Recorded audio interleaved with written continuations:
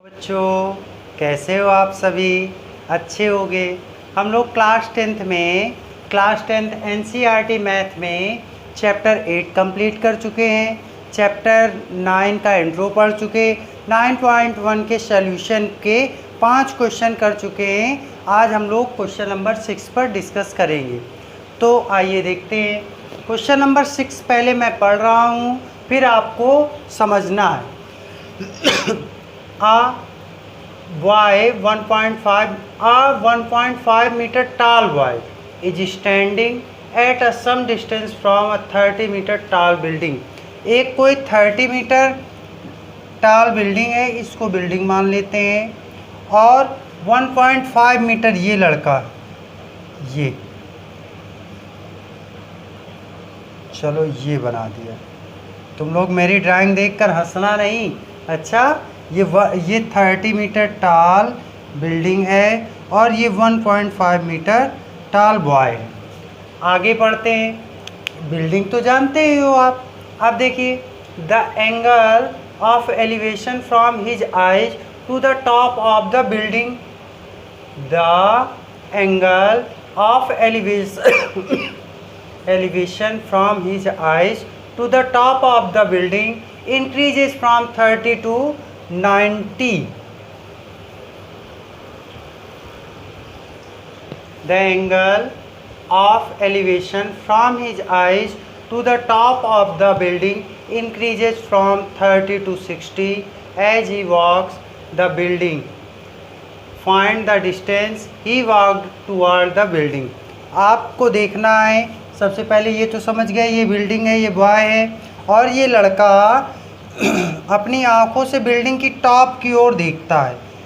ये तो होता क्या है, जो एंगल ऑफ एलिवेशन है वो यहाँ से आप इसके ज़मीन के पैरेलल एक लाइन ड्रा कर लो, तो क्या होता है, एंगल ऑफ एलिवेशन 30 से 60 हो जाता है।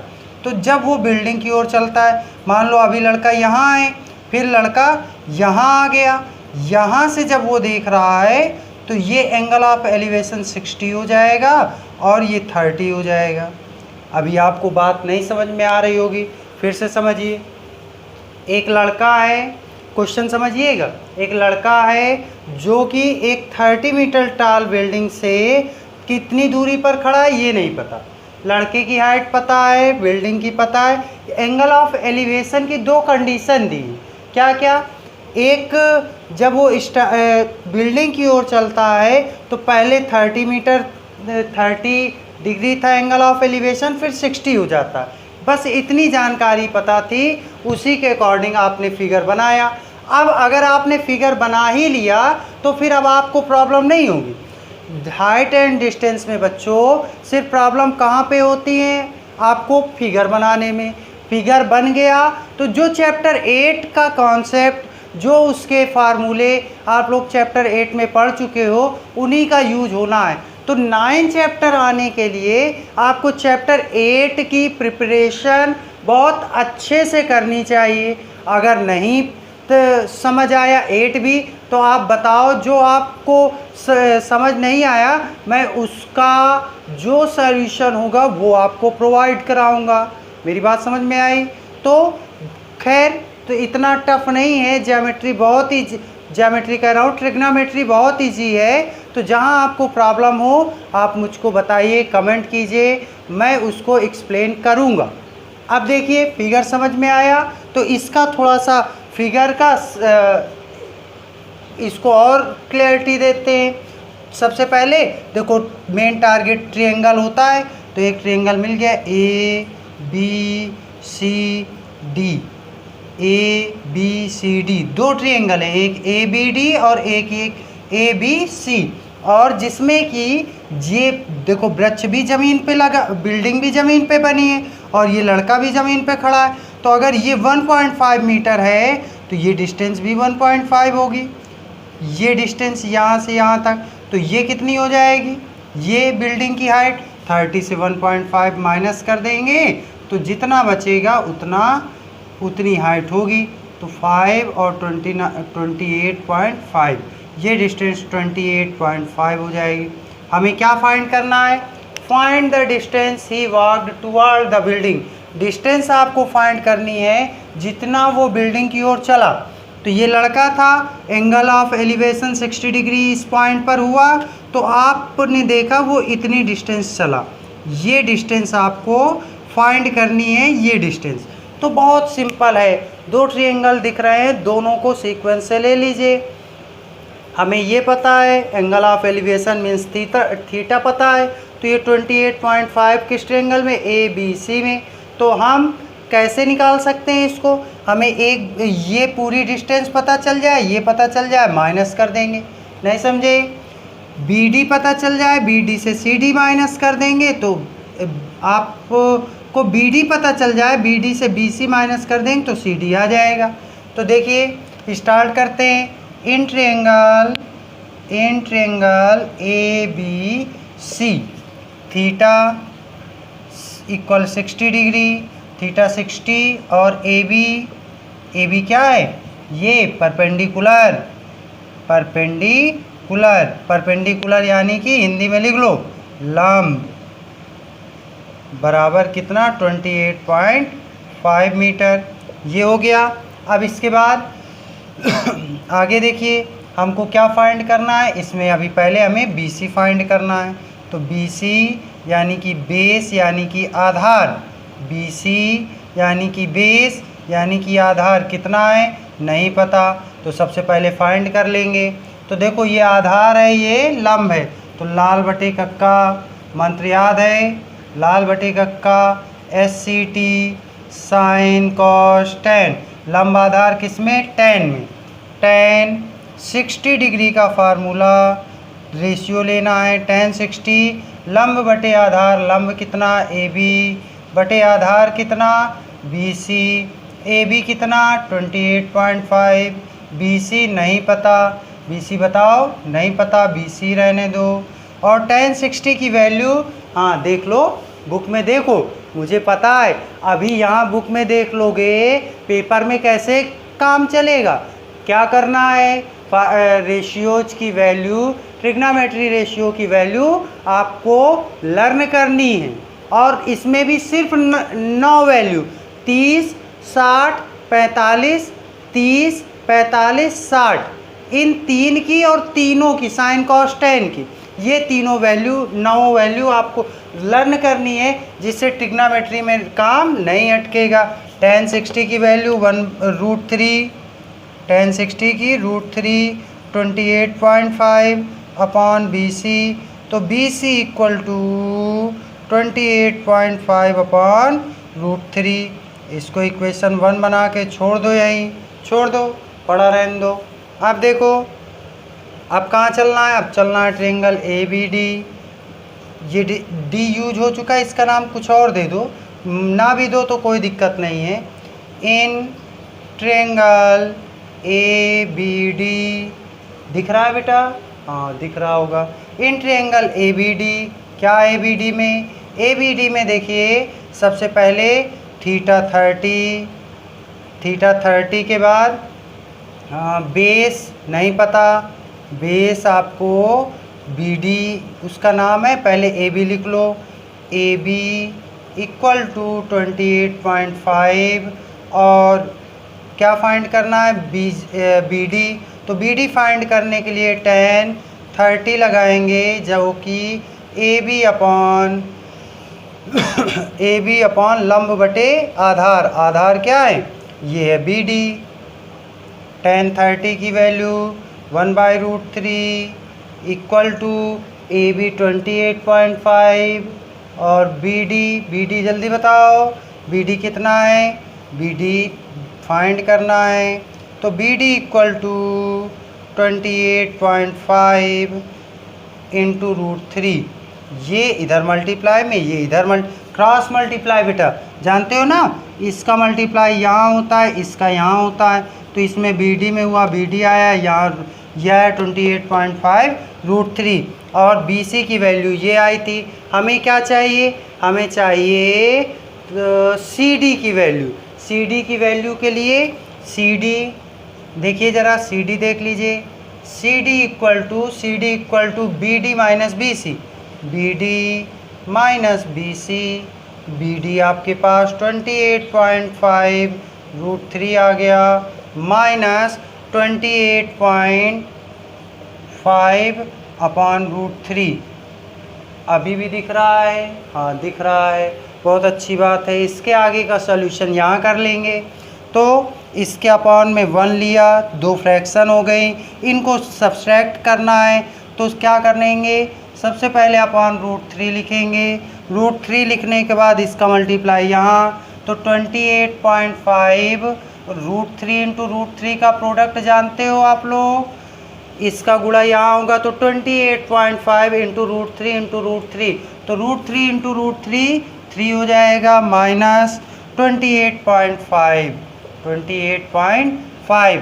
तो देखो इन दोनों में क्या है, 28.5 कॉमन है तो गुणा कम कराना पड़ेगा बस, 3 माइनस 1 अपॉन √3, तो 28.5 इंटू 2 अपॉन √3, तो √3 ये क्या हो जाएगा, 5 दूनी 10, 28 दूनी 56, 157 बटे √3 का ऊपर नीचे गुणा करा देंगे, रेशनलाइजेशन कराएंगे तो ये हो जाएगा क्या, 57 √3 अपॉन 3।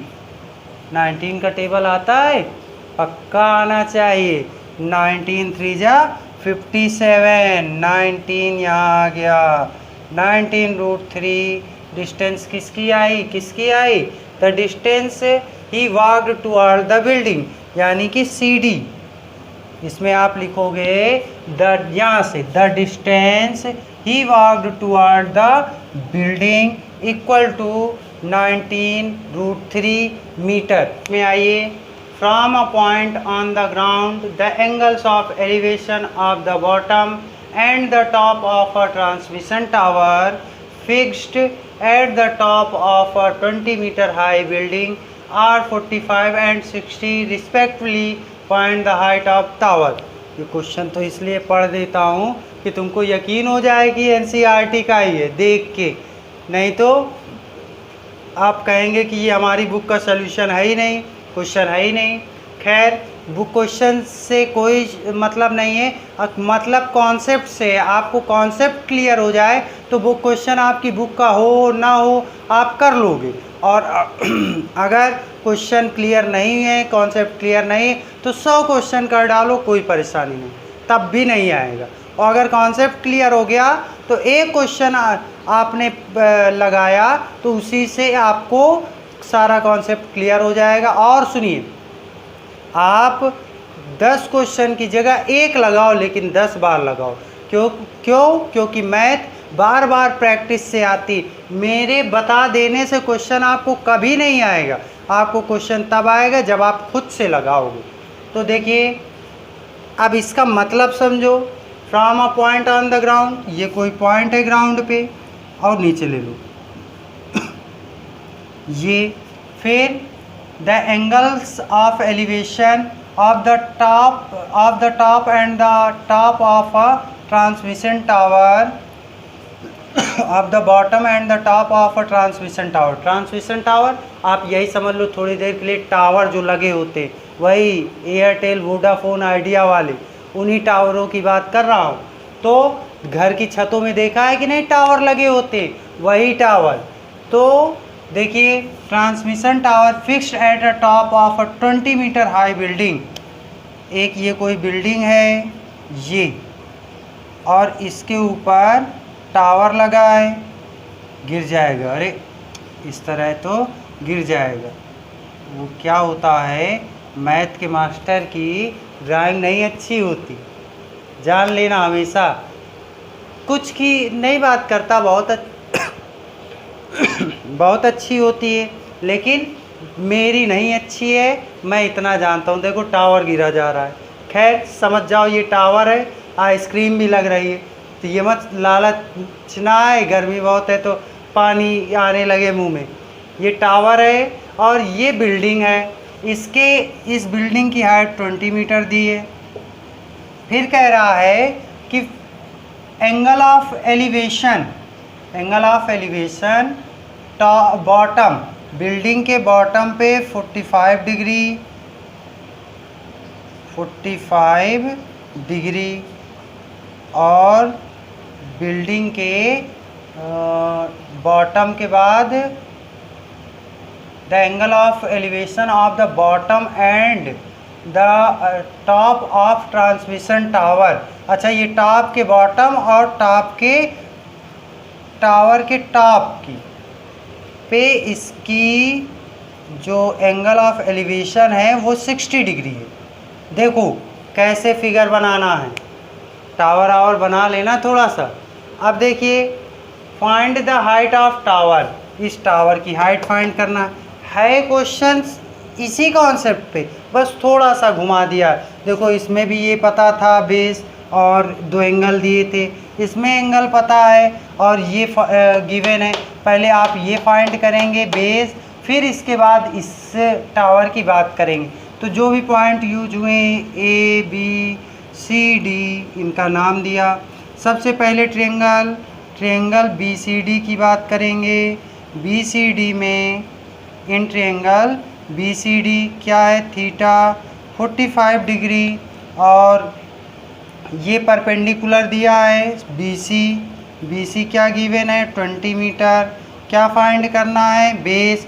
तो लंब बटे आधार यानी कि tan 45 degree equal to B C upon C D. तो tan 45 की वैल्यू 1 और बी सी 20 और सी डी रहेगा। तो ये इधर आया C D equal 20 metre. Height आ गई किसकी, सी डी, बेस कितना हो गया 20 मीटर। अब हमको क्या चाहिए, अब हम लोग लेंगे ट्रायंगल कौन वाला, दिख तो रहा है बेटा, ट्रायंगल लेंगे, triangle A C D. In triangle A C D क्या है, ट्रायंगल ए सी डी में सबसे पहले थीटा 60 डिग्री, थीटा 60 के बाद थीटा 60 हो गया। अब आपको क्या पता है, बेस पता है C D equal to 20 metre आपने निकाल लिया। तो tan 60 इक्वल टू क्या हो जाएगा, A C upon C D. tan 60 tan लंब बटे आधार, तो A C upon C D. tan 60 की वैल्यू √3 और ए सी की वैल्यू, ए सी नहीं पता, सी डी की वैल्यू सी डी की वैल्यू 20 अपॉन 20। तो ए डी इक्वल टू 20√3 और आपको पता है √3 की वैल्यू 1.732 होती है। नहीं पता तो आप नोट कर लीजिए। और √2 की वैल्यू क्या होती है, √2 की वैल्यू 1.414 होती है। अब देखिए AD आ गया, ये पूरा AD गलत लिख दिया क्या, AC है बेटा वहाँ पे AC आ गया। AC की वैल्यू 20√3, तो इसमें आप 1.732 का मल्टीप्लाई करा देंगे √3 की वैल्यू रखकर 1.732, तो ये हो जाएगा तो 4 6 34 34, तो 2 अंक के बाद दशमलव 34.64 मीटर।